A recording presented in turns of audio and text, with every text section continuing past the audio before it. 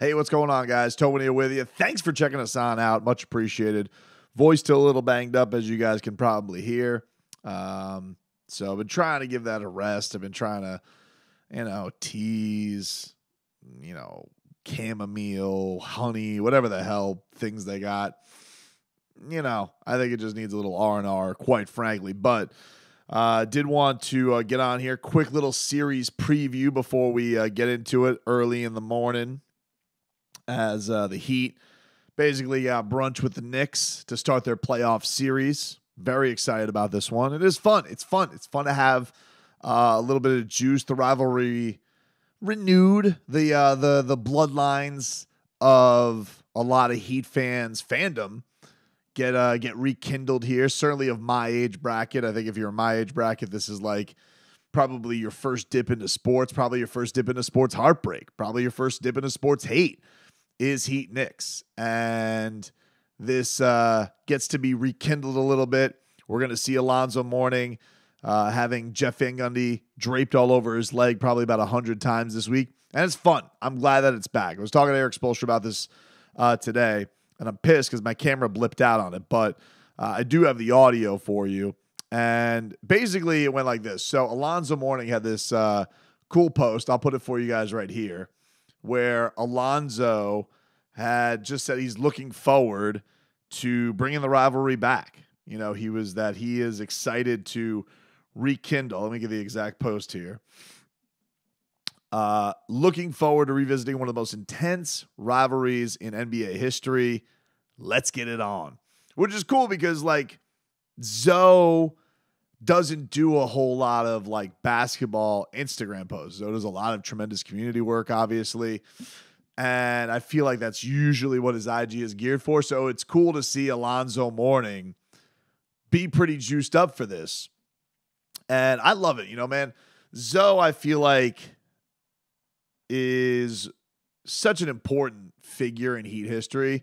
And I do feel like he gets overlooked in all of these talks. People are talking a lot about Jimmy Butler standing in the organization. People are saying crazy things like, is Jimmy going to pass D Wade? Let's chill out a little bit on some things. But Jimmy is having an incredible run right now. And could he dethrone Alonzo Mourning? Yeah, I think that's a possibility. I think that if Jimmy continues a pace like this, maybe he could take out the OG superstar in Heat history, the OG Hall of Famer. It's possible. I don't think it's in stone yet, but it is possible.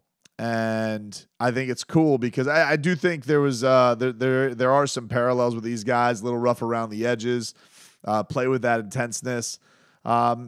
Maybe Jimmy plays around, crazy as it is, maybe Jimmy's a little less intense than Alonzo Mourning, especially off the court.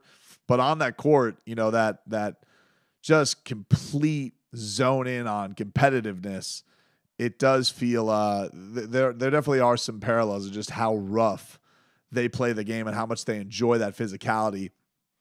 And so it is cool seeing Alonzo Mourning be really into it. And I'll get into a little bit more of a connection from him and Jimmy. But Spo was talking about this. I asked him about this post after practice today. And, he said that he hadn't talked to Zoe, but he understands. Look, he doesn't think that the current teams are going to feel this blood feud, but he understands that it does still run deep and that it makes this whole thing fun. So I haven't spoken to Zoe, but of course, I think that is fun. That's a fun part of sports. Rivalries, things that generate interest. And I haven't really been watching, but I'm sure they're showing all the old clips and everything. I said it after our game in Milwaukee, and it's true. To the two locker rooms, I don't think it matters. I think they're respectful, of the history. They know and are aware how important, these kind of matchups are to both organizations. But both sides just want to win for the present moment. And we have great respect for the Knicks. Our games all went down to those final few possessions, as you would expect, and I think you'll see a lot more of that as well in this series. Yeah, I think this is going to be it's going to have those storylines. It's going to have that nostalgia to it. Look, the Heat brought back it was the 30-year anniversary. They brought back those old uniforms. So, me as a fan, like I love those jerseys. I love the 90s look that the Heat bring to the table with this year. And, it sucks because, the rivalry has gotten away and it's been really one-sided. I mean, like, be frank about it. The Knicks have been a clown show. I mean, for a long, long time, while the Miami Heat, since Pat Riley came here, took all that consistency, took all of that credibility with him from New York. And that's kind of the bedrock of why that was such an intense rivalry at the start of things, is because of Pat.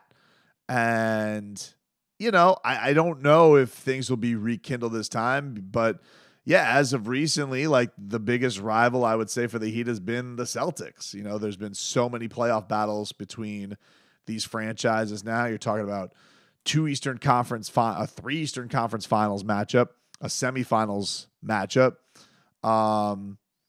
And, the Celtics have won a championship. The Heat have won 3 championships. The Knicks are just kind of stuck. There's been one playoff series. It was not very competitive between the Heat in the Big Three era versus Carmelo and Amari Stoudemire. Amari Stoudemire lost a fight to a fire extinguisher. It was not, there was not this, and embarrassingly, the Knicks rained confetti down after winning one game and getting gentlemen swept. So I know there's a lot of Knicks fans fired up. I got a lot of Knicks fans in my life. Some of my best friends are Knicks fans. I have a lot of them in my, are texting me and blowing me, this is going to be the year. They actually don't talk like that, but I like to think when they text me, they do. And look, good for you guys, dude. I mean, I'm happy that New York basketball is feeling a little bit froggy. I do also find it a little adorable that, like, it's like watching the same pattern over and over and over again of, like, you could just recognize it. Like, here comes the parade in the streets for a mediocre accomplishment. Here comes the overblowing of a player and making him way better than he is. Here comes a defender that they're going to make seem as like a best defender in the world, and they're not. And here comes them making their coach seem like he's going to outcoach Eric Spoelstra. It's like, it's adorable and it's sad. It's like adorable and it's sad to watch the New York Knicks like that, because they really do think they're God's gift to basketball, the New York Knicks fan. And quite frankly, their number one superstar over the last, I don't know, 20 years, we talking?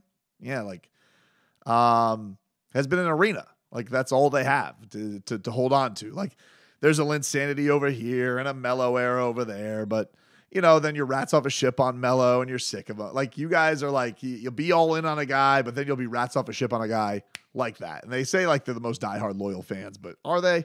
Like Julius Randle, he's better than Chris Bosh. Oh, I want this bum off my team. It's like, all I'm saying, Jalen Brunson, is, be careful, dude, because remember, they all wanted Spida initially anyway. We all know how that turned out. Which, now they're like, oh, Jalen Brunson's the greatest. Interesting.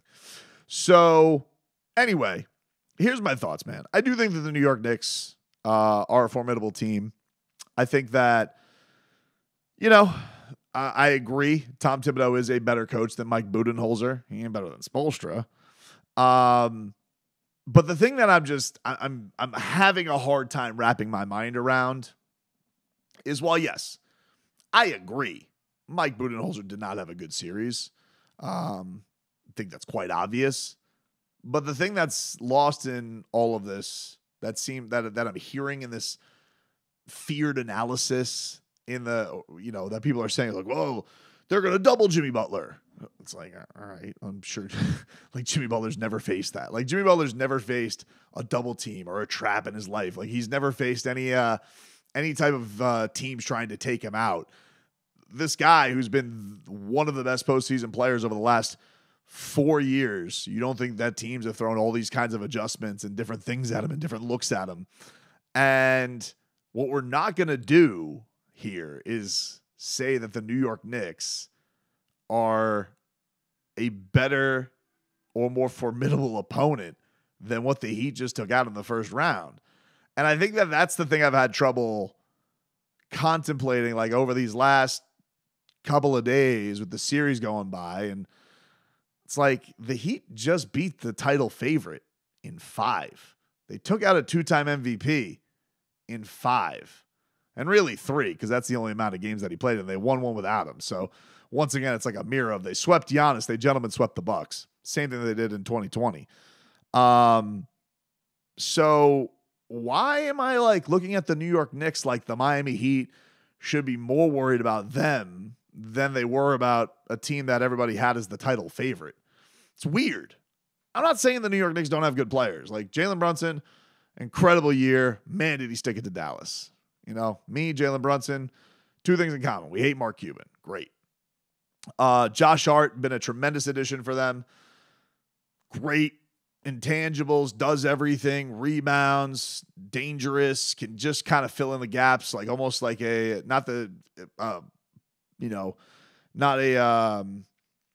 complete parallel, but like adds all of that energy stuff that you love, pain in the ass that like PJ Tucker would bring to the Heat. Josh is like that heartbeat for this team. Good. No, pun intended, I guess. Got a great rim protector, rebounder, Mitchell Robinson, RJ Barrett, kind of an X factor. You guys are on him, you're off him. You don't really know. Do we trust him? Probably not. Maybe he'll have a good game here or there. And then Julius Randle, coin flip, and Emmanuel Quickley, 6th Man of the Year candidate. Dude can be dynamic from time to time. They're not bums. I'm not going to sit here and say the New York Knicks have bum players, but like they don't even have close to the best player. And I don't even know, like Jalen Brunson, like would most teams up on the trade market, like if you could say I could get more for Jalen Brunson or Bam Adebayo, because he's a New York Knick, you're going to say Jalen Brunson. I get it. But every other year leading up to this, it would be Bam Adebayo. So you could argue that he'd have the 2 best players in this series. Now, I will say, I do think Bam has to have a much better series. I think that is a big key of this. He has to take those shots. He does have to make those shots.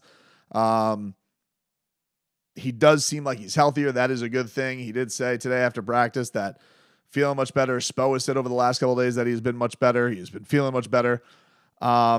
Need Bam in a big way. This is not a series that has a dominant offensive force big man that he has to deal with.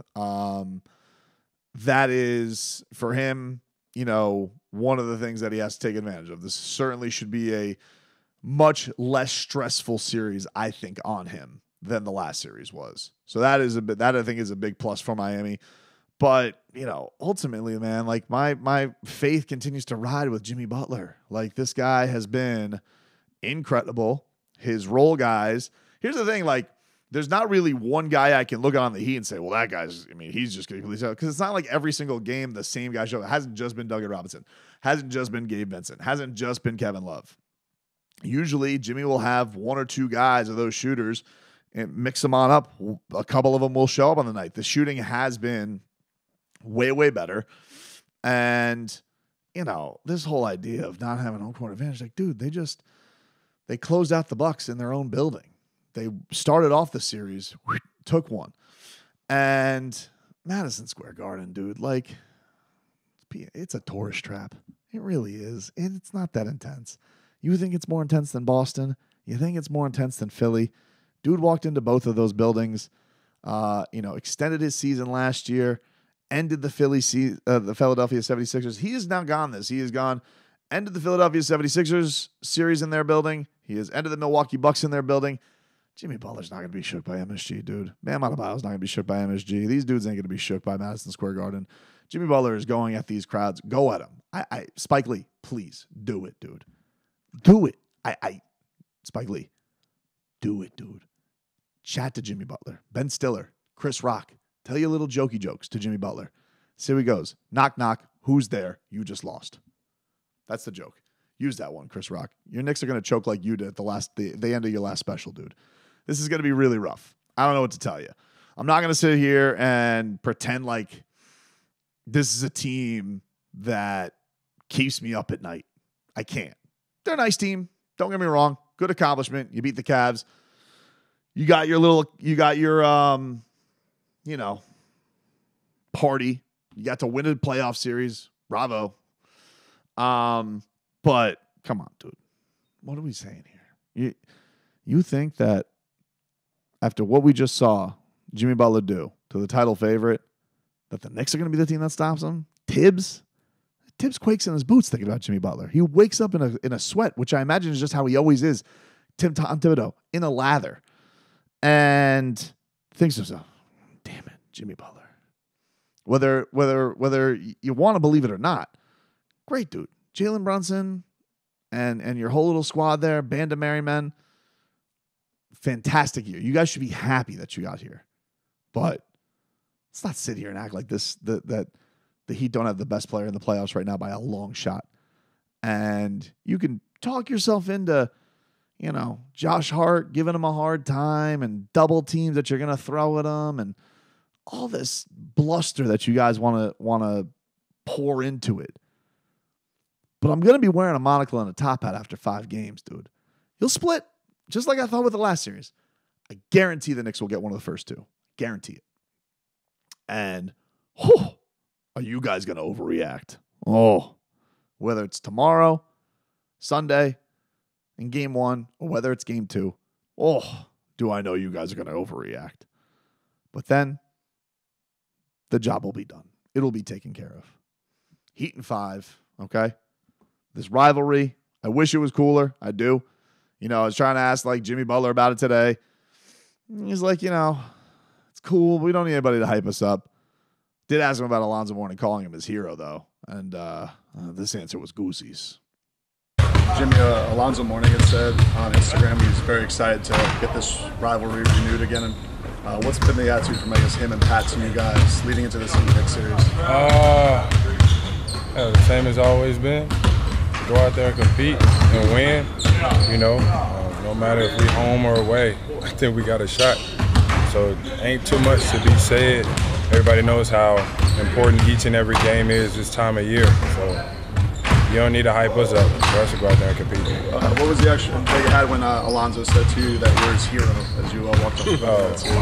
I think that was just a spur of the moment. I ain't nobody's hero, man. I'm just a decent basketball player that's so fortunate to be able to put on a Miami Heat uniform and compete with these incredible teammates and the historic players and Hall of Fame guys that are up there on that wall, him being one of them. I think that just goes to show the history of great players we've had. But Bam's like, look, dude, this was the sad thing about it. You want to get the furnace going with this, but Bam's like, it wasn't even in my mind, Heat Knicks. I was such a wee lad when that happened. He didn't use the term wee lad. I'm gonna be honest. I didn't know the rivalry was like that. For me, because when he was at the Knicks, I was probably what 3? Yeah, exactly 3. So for me, it's a chance to build a rivalry in that aspect, but also, man, it's a chance for us to try and advance. That's how I look at it. It's another series for us to be battle tested. Go out there, see what we're up against, and figure out how we can win this series. And you want to make this about Tibbs, he's gonna have adjustments where Bud didn't. It's dude, all right, hey, he's gonna have adjustments. Tom Thibodeau. It's gonna be like going against any other coach team. We're gonna do all of this as a team. We're not gonna make this a Tibbs versus myself thing, and we're not gonna even remotely talk about that because it's gonna take our entire roster to be able to do something special, especially up there on the road, and then whenever we come back home. So it's the Miami Heat versus New York Knicks. You don't think Jimmy Butler knows Tom Thibodeau? You don't think Eric Spoelstra, who's beaten Tom Thibodeau in many a playoff series, you don't think that he knows about Tom Thibodeau? Come on. In what world are you guys trying to talk this up? Around and around and going nuts with yourself. It's silly. It really is. And I can't wait. I'm excited about it. I'm very much looking forward to this series. But gentlemen sweep time, baby. Heedle TCB. And I can't wait.